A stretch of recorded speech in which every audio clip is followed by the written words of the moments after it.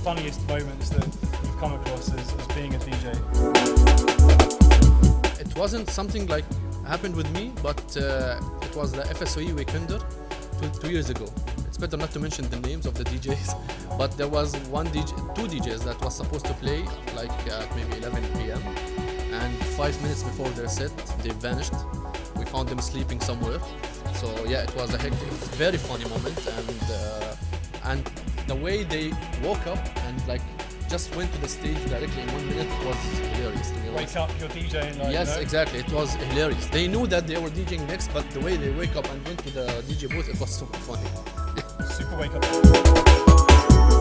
My name is Benjamin Large from TranceFamilyUAE, and we're here with Ahmed Romel at the Bridgewater Tavern, JW Marriott Marquee. This is to showcase his album RÜYA, Vision Sight, right? Yeah, it means the vision or dream. It's a Turkish word. It's half Turkish, half Arabic word. So it means the vision or a dream, yeah. But where did the album name come from, and does each specific track have a meaning, or? Yeah, actually the album name came of like my inspiration to have like my vision of my sound, of my music that I was like, I've been working on for like around 7 years to create this sound. So, and yeah, so like I have some tracks, some of them named after like special people in my life, or like dedicated to some special people, or there is like very special story behind each track. So yeah, I think this is pretty much the name. Brilliant. Well, it's great to have you here with us, TranceFamilyUAE. Nice intimate venue, the Bridgewater Tavern. Yeah, I'm really looking forward to this today. What's so special to you about playing in your hometown? Actually, like the most special thing is that I get to see like my best friend here, like they are like enjoying the time, because when I travel for gigs or something, I don't get to see them there like enjoying the parties with me. So it's good to have them here also for the support, and there's a big community of trance lovers in UAE which you don't see everywhere. So it's good to have them here again, like in this type of events. So you're from Jordan. Yep. The music you write is very influenced by the Middle Eastern culture and sounds. Yes. Also, you're very passionate about the Turkish melody and the Turkish arrangements. So much. Will you be incorporating that into your forthcoming tracks? Yes, definitely. It's a very difficult sound to mix with the EDM or like the trance sound, because it's more of an organic sound, like you use like real instruments for it, and also the Turkish, or let's say the Arabic or the Middle Eastern arrangement music or the notes is pretty much difficult to mix with this type of music, because trance is rhythmic, you know. So but I think this is what made my music a bit recognizable, that this sound you don't get to hear in much music these days. Absolutely, yeah. So yes, and as you said, like I'm deeply in love with this kind of arrangement and music, the Turkish music, the Middle Eastern instruments. So it worked pretty well for me. Brilliant. So you're a computer scientist. Yes. Okay, and an e-commerce manager. Yeah, I shifted. So how does that help you understand sound and producing on a deeper level? To be honest, it didn't help that much in the production wise, but it helped me like to understand more into the marketing and like digital marketing nowadays. It helped me like whatever I do in my daily job, I can test and try in my like artist job, you know. So it helped me more like to understand how marketing works, because mainly e-commerce, it works with digital marketing. Yeah. So I'm mainly handling both together. So yes, it really helped and pushed so much, especially with the album project. Brilliant. In terms of marketing and like exposure for the album. Yeah. So you've achieved a lot in the scene so far. You've had releases on Blue Soho Recordings, State of Trance, Future Sound of Egypt, which is fantastic. Also your radio show, Orchestrance. Yes. So talk me through your story of releasing. Actually, yes, I started with Blue Soho. I've released with them for I think 3 or 4 years. And then I moved to State of Trance. I think the first one was L'Absente with Simon O'Shine on Who's Afraid of 138. And then like I settled down with the Future Sound of Egypt with Fadi. He's been like super supportive. And from the beginning, he wanted me to achieve a certain sound that we can stick to and release on Future Sound of Egypt. But yeah, I think from my opinion, it's much better to stick into one label, I think, because you can like achieve more targets, achieve more exposure with one label than moving from label to one label. Yeah. So a lot of your music, it's very deep, it's very intricate, a lot of profound melodies, breakdowns. Where do you find that inspiration and sort of, you know, how do you incorporate that into what you do in the studio? Actually, it's stress, daily stress, life stress. I sit at night, I focus on melodies, like more like 90% of my time I focus on melodies, just testing melodies, just like different arrangement, and then like I take it down with the mix down. But I would say yes, like life stress, I think it is the number one like motivator for me for this kind of melodies. So when you get going, you start with a melody and sort of you go with it, how you're feeling and sort of your current emotions, and you kind of run with it there, and then the rest you build around. Yes, that. yeah. Blue Soho, it's where it all started for you. Yep. You had your track Only For You. Yes. And then you gained a lot of attraction. You had releases on ASOT, you had releases on Future Sounds. You was traveling around the world with all that, and the fans and the labels really started to appreciate the sound you were putting out.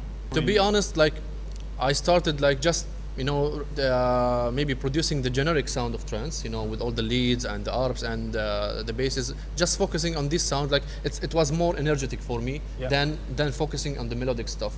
And I think once I started and I saw that supportive from big DJs and radio shows like Armin, Ali and Fila, Future Sound of Egypt and State of Trance, you started getting this hype that you want to release more and more and more and more. And this is what I did, and it was like a bit of a mistake in the beginning, because like now when I listened to these tracks before, like to be honest, the production wasn't that huge to me, because I was like just rushing to release one after another. But then I think like after I released Victory, my track Victory on Blue Soho, I started slowing down, like not rushing with the releases, just focusing on emotional melodies and arrangement of the tracks. And so in the beginning, yes, I was rushing so much with tracks. Yeah. I remember I was like producing 2-3 tracks every month, which was hectic for me. And yes, exactly. But then I stopped. I was like, quality is the number one now. Yeah. So how's the journey so far as a whole? And what challenges have you faced?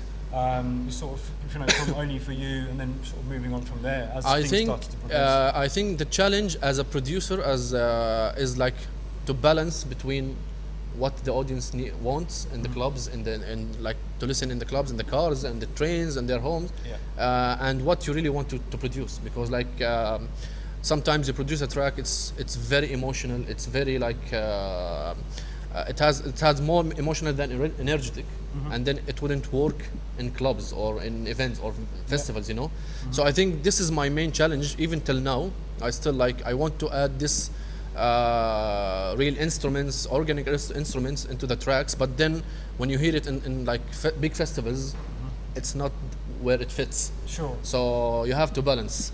Yeah, so you've played at Tomorrowland, Future Sound stops around the world, Luminosity to name a few. What's the most memorable moments for you, and what's really made an impact on you? I think playing Luminosity the first time, it was 2014. This was like the first big festivals I play in, and it was like really a very, very big moment for me to see all these, not even like only the fans and the listeners, but the producers that you were listening to and the artists you were listening to like for a long time ago. They are just sitting there enjoying your music, enjoying your mixes. So, and the fan base in Luminosity is brilliant. Like the people there are coming, they know each track you are playing. They know, they can recognize even tracks that you produce, but it's not like released yet. They know your sound, they know everything. So they are so educated about the music. Strong following, yeah. Yes. And it's such an iconic and cherished brand for the trance scene. And it must just be such a phenomenal experience to just amazing. Get out there it's one of the best. It's one of the best festivals, honestly, to be out there now. So what actually inspired you to make trance? And where did it all start for you? Like I remember since I was a kid, like I was always looking into music, like searching for music that has rhythm and melodies only. I wasn't that much into vocals. So telling a story just through the music. Let the melody tell the story. Like even if it's happy or like sad, you can build your own story over the melody. So and I discovered, I think it was 2004 or 5 that I discovered a State of Trance, a mix compilation.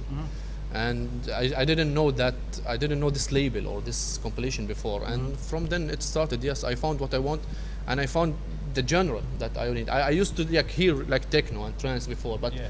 it didn't sound like it sound now, to be honest.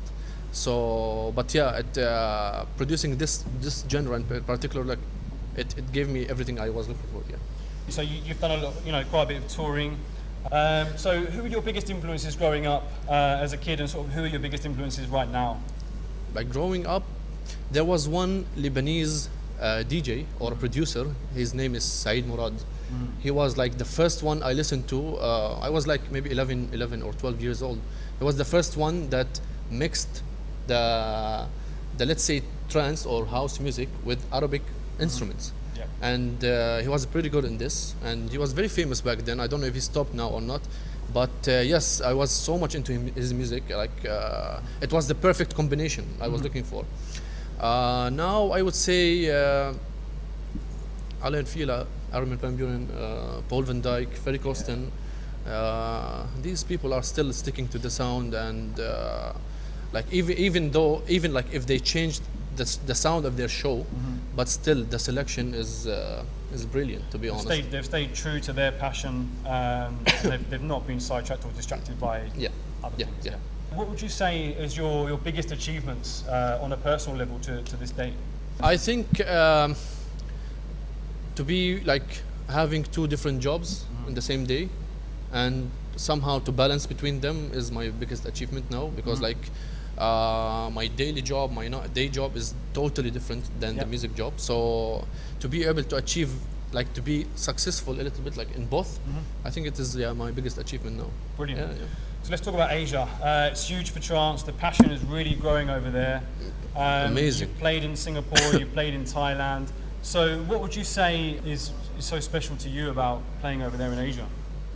To be honest, I think I was talking to one, maybe Fadi or someone last time in Thailand, that it's really nice to see that your music affects people like in these countries. Like you don't even like think that your music is reaching that there, but they are so much into this music. They know everything. They know like the scene. They know each track.